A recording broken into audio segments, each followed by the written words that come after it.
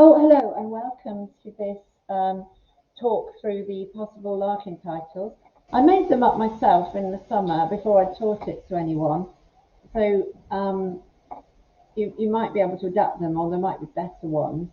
So Marxist critics focus on what the text reveals of the author's values and social context. So you want to talk about the snobbery, really, isn't it, in a lot of the poems? Um, Wait, I've just got them here, so I've forgotten. Um, Maybe the snobbery in Mr. Bleaney with the free and direct speech, the snobbery in Toads Revisited about the people in the park, the assumption that everyone is a working middle class man, and he's looking down on working class people and their ways. The same in Wits and Weddings. Um, So assumptions about who the reader is, assumptions about class, that's really what snobbery is, isn't it? Um, so what you'd have to say is he might have been trying to value all those weddings, but his snobbery has leaked out. Or he might have wanted to write about how we all need work to give us a sense of value in Toads, but his snobbery leaked out. Which other one? So those both work very nicely. Mr. Bleaney works very nicely. Naturally, the foundation will bear your expenses is a bit more complicated because he's attacking a snob in it. So I think I would just leave it out unless you can very cleverly bring it round. Um, so that is very similar to question 2, if you prefer it phrased this way. The issues raised in a text are too complex for the author to control and contain. I might let you cut the middle bit out there. So I'm saying the same things again. He might have been trying to value ordinary people's festivals and lives in Wits and Weddings, but he can't stop us seeing how detached and snobbish and assumptions being made it is. Same with Toads. He might have been a Toads Revisited. He might have been very happy writing about work and how you don't know what to do with yourself when there's no work. But his other attitudes have leaked out. Just going through.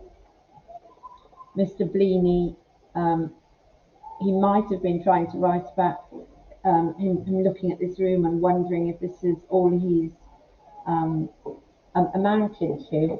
But the way he's quoted the landlady and the way he talks about Mr. Bleaney, his snobbery does. You're going to have lots of words for snobbery. Does leak out. Oh, I forgot large cool store. That's good for both of these, isn't it? So you might be trying to write about we're making women into something they're not. We've got unreal wishes, but at the same time, your other values about women and men and factory workers are all leaking out, your assumptions. So let me come back to number 3. A slightly different one then. Minds aren't free at all, they only think they are. Number 4. You've got a lot to say about that in the large cool store, I think, with the factory workers and their lives and how even their sex lives are commodified, their working life is commodified. A lot in large cool store. We must have a look at here. Naturally, the foundation will bear your expenses. Again, I can't find much about that one, so I don't think I did that one for this. But the Wits and Weddings being identical, they all think that. I mean, it's a wedding that's important to them, but they're identical.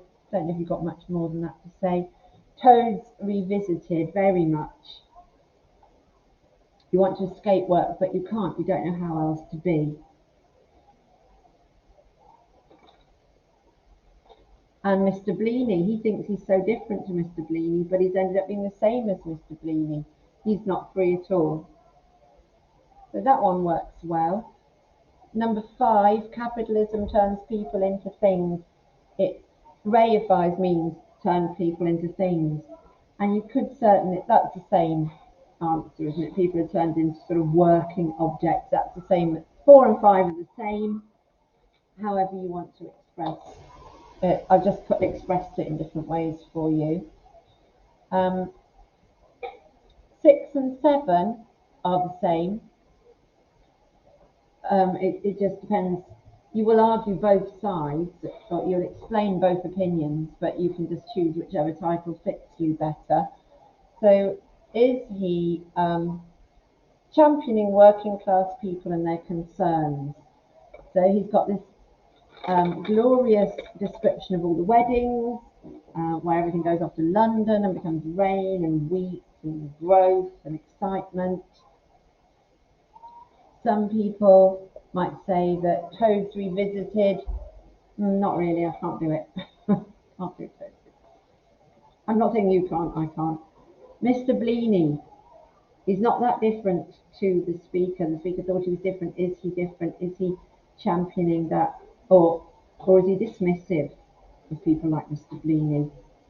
The Large Cool Store. You only have to do 3 poems for all of them. So you pick the best 3.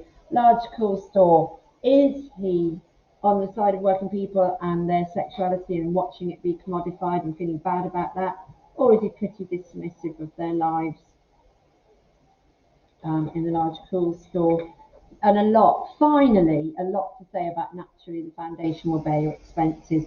Is he dismissing those people, or is that just his speaker dismissing people and he's actually championing them and dismissing people like the speaker?